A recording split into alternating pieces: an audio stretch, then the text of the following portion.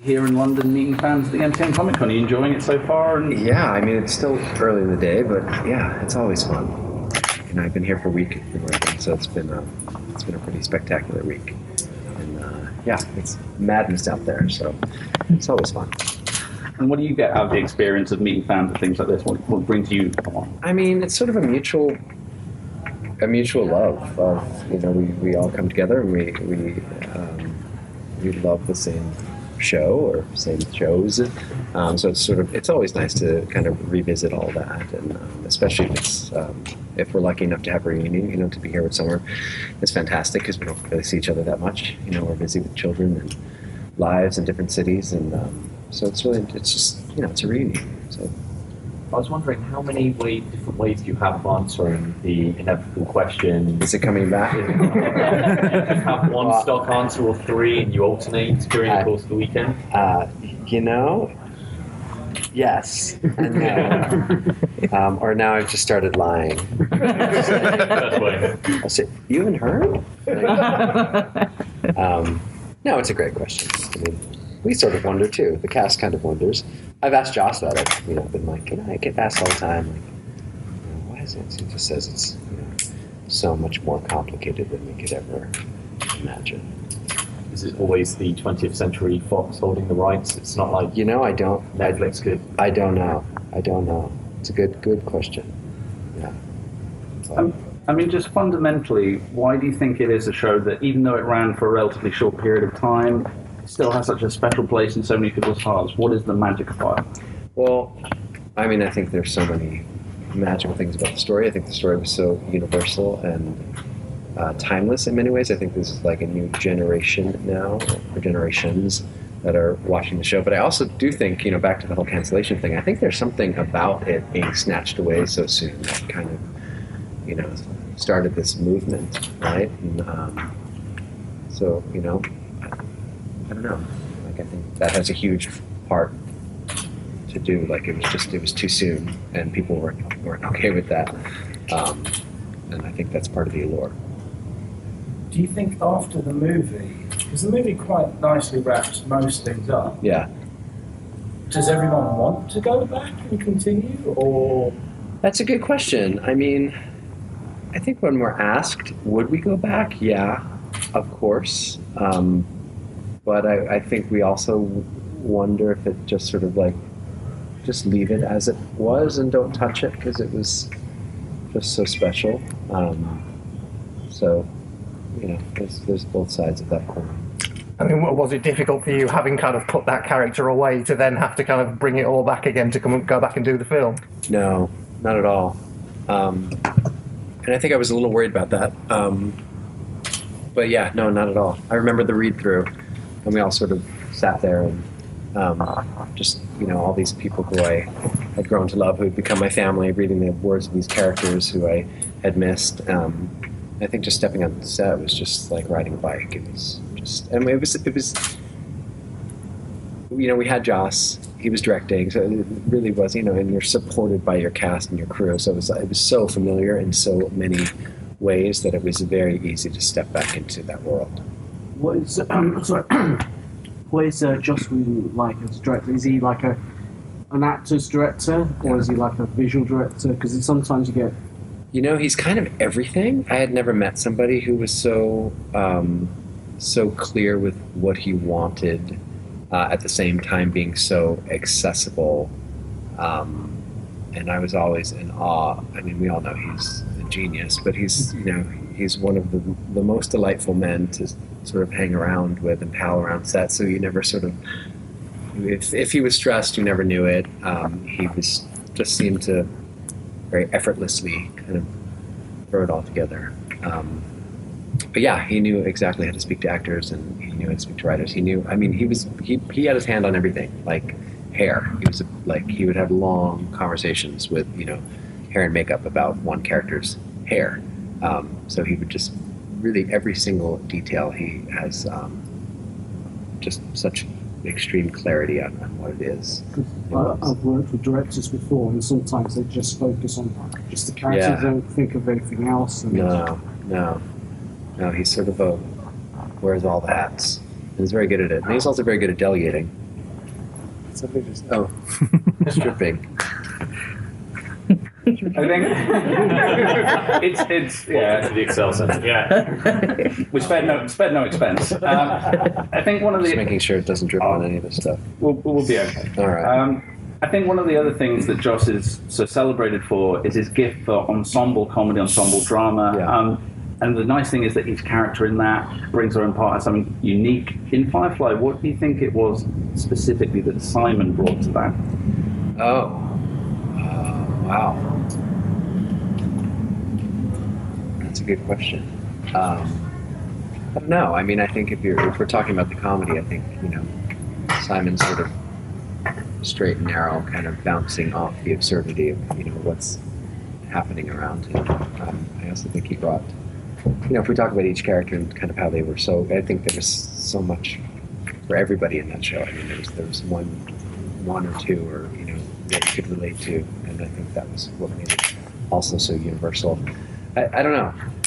I mean, I love coming here, and I love doing our panels because it's so refreshing for me as an actor to hear people tell me what they saw from what they watched and sort of their perception, because sometimes as actors we're not consciously trying to put forth a certain way of being. So I don't know. What do you think? I guess moving away a little from Firefly into Shakespeare, so Much Ado About Nothing. I mean, how was that kind of trying to approach Shakespeare in a modern era? That was terrifying and exhilarating all at once. I was shooting a series in Chicago, and Joss emailed me out of the blue. I had no idea that he was thinking about doing it, and I got back to my hotel, and it was like 2 a.m. and I read it, and he said, he told me what he was doing, and they said, I need a sexy villain. What saith you? And I emailed him back, and I said, Joss, does this mean you think I'm sexy? And then he emails me back, stop fishing for compliments. Of course I think you're sexy. Like, are you in or are you out? And I was actually so scared to do it that I was like, I'm in Chicago, and I won't be available. And then I flew to LA, I think it was literally the next day, and I was at an event with my manager, and I was like, Joss reached out to me, and he was like, this movie's gonna shoot in this house, and my manager was like, email him right, and take out your phone and email him right now, you're gonna do that. And I was like, well, what about, he's like, I'll figure it out, just say yes. And I was like, all right. And, I was terrified. I showed up for rehearsals, and I was terrified, and I think when we first, the first shot, I was finally, we had so much rehearsal, which was great, and we were doing it in Joss's house, which we all knew, and we had many a drunken night in Joss's house, and that's kind of what the play is about. But yeah, I think he sat us down, and he was like, I know exactly what I want. I'm gonna set up 2 or 3 cameras, so you're gonna have 1, maybe 2 chances at it. He said, basically. So we were all like, all right. So we went home and did so much homework, all of the actors, and showed up. And I think what was so exhilarating about it was it really, we thought, this is the one shot at it. So it's kind of like you're stepping out on stage, and you don't know what's going to happen, and and I think that's what he caught. So I think what we saw was sort of kind of live theater, caught on film. But again, it was one of those, moments where he gathered everybody, like actors, cast, crew, craft service. It was just everybody showed up to support this passion project of his. So it was really special. So. Having done so much with Joss, you kind of bummed that he didn't bring you in on the Avengers? Well, didn't you know? There's a shot of me from behind. Because it's a funny story. I'm actually in it, my jawline. Really? No, I'm kidding. Avengers 2. No, he called me and said, I need a favor. And I said, sure, like what? And he's like, we're doing reshoots, and I need an actor to play off Scarlett. We need a really good actor for her. And I was like, okay, great. And I showed up, and I was like, I didn't know what I was doing. And it was just a day of reshoots. And they put a wig on me to look like Mark Ruffalo because he wasn't available for the reshoots, and then we just shot everything over my shoulder. But apparently, I've seen a movie still. I don't really notice it myself, but like, it's clearly my jaw from behind. And it was fun. I got to hang out with Joss all day. I got to kiss Scarlett, which, even as a gay man, is fun and delicious. But yeah, no, I don't know. I think I trust that if there's something for me, he's always looking out for a lot of us. Would you like to do because he's working on Batwoman or Batgirl? Batgirl, yeah. And he's taking over from Scott, unfortunately, for Justice League. So we're doing reshoots and stuff. So exactly. Yeah, I would do it. I mean, I've been approached for Batgirl to play Batgirl.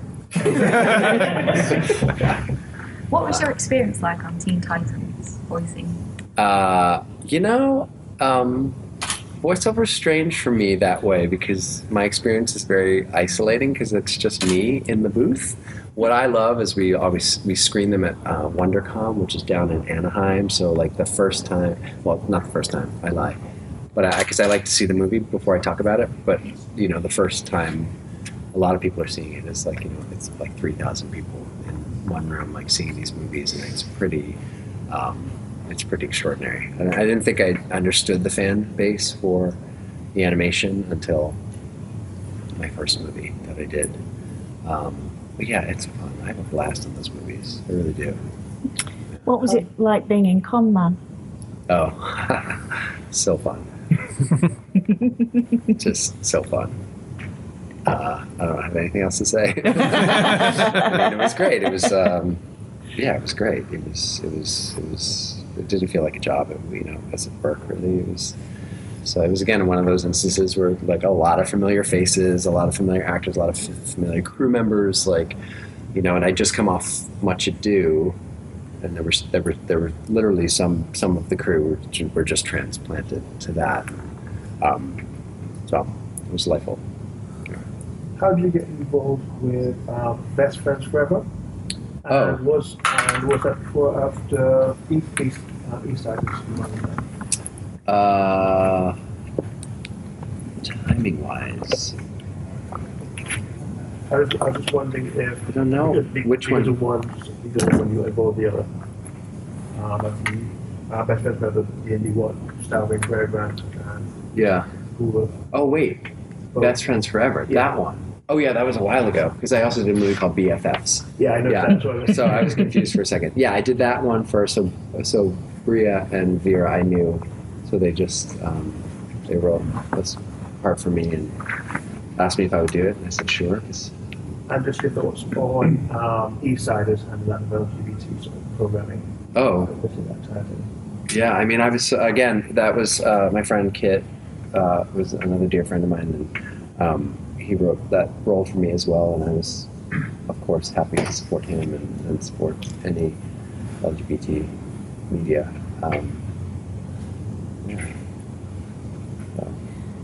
So just take it back to Firefly. Is there anything that you learned from Simon as a character that you've been able to apply in your future career? Oh. That's a good question. Can you do surgery? Can I actually suture? I tried to suture my son. It didn't go so well. Yeah, I know. I mean, I think at the risk of sounding like a cliche, I think I always carry a little bit of somebody or something forward after portraying them. I don't know specifically if I can kind of put my finger on what that would be, but I do think there's sort of an essence. I don't think it's possible for me to sort of embody somebody and then walk away and be like, oh, done with that. And obviously at the end, a lot of them died. You managed to survive. Yeah. So what do you think would be next for Simon if it did ever, what would you want him to do next? What do you think he's doing now even? I'd actually want him to have babies with Kaylee. Oh. Yeah, I really thought with Auntie River, I thought that would be fun. And I think the ship needed a few little, River needed somebody to play with. Have you read any of the comic continuation?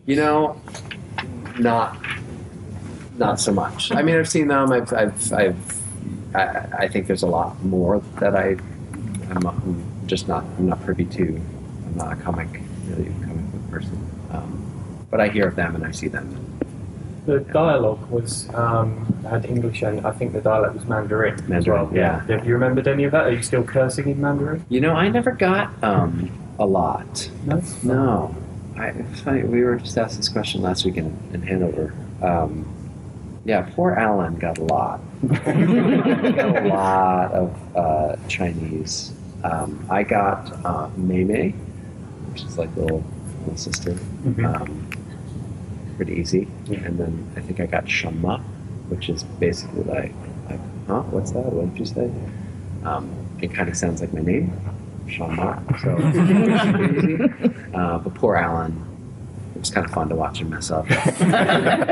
Bang everything. He got so frustrated because we used to get those little, back when they used to have. I don't know if you remember, there were these things called cassette tapes. And we used to get one like in our trailer. Like I got, would click it in and it would say, Mei Mei.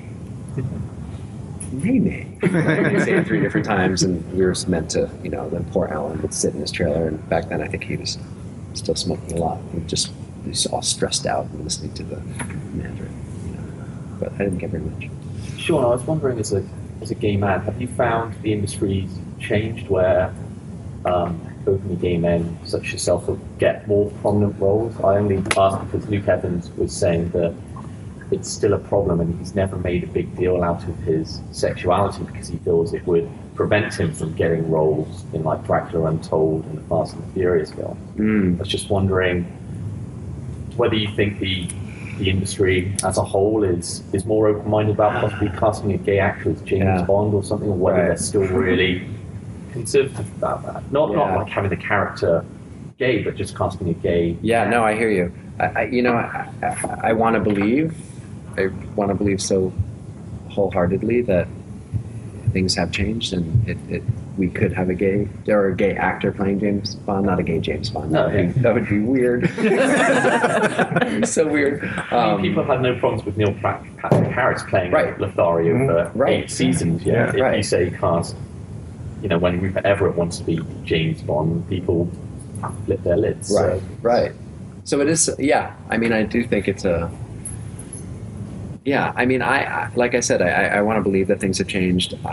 I think for me, personally, I came out publicly because I was doing a show and the character was, gay, 1960s Chicago, and I thought it would be a great platform, and it was always something I wanted to do.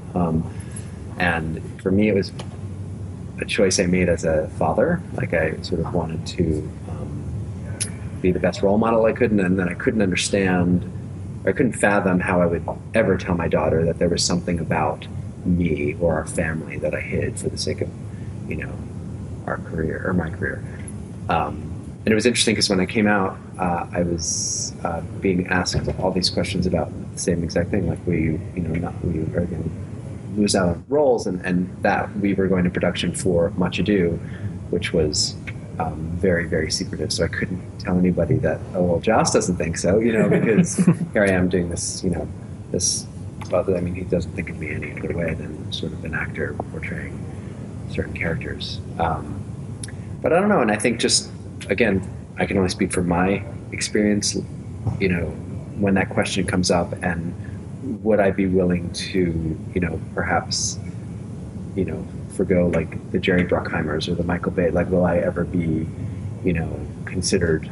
And I just think if it's, somebody who's not going to hire me because I'm gay, it's not somebody that I want to work with. And I don't think that really happened to me until I got old. And, it's like, and I think I used to say it, but I never believed it. But now I truly believe it. I'm like, if I'm not going to be considered for something because I'm gay, I wouldn't want to do it. So am I missing out on some stuff? I don't know. Do I care? Probably not. But that's just my personal, and I'm not trying to be, elusive and or anything like that. I'm just, that's just my personal. But do you want to make a Michael Bay movie anyway? I mean,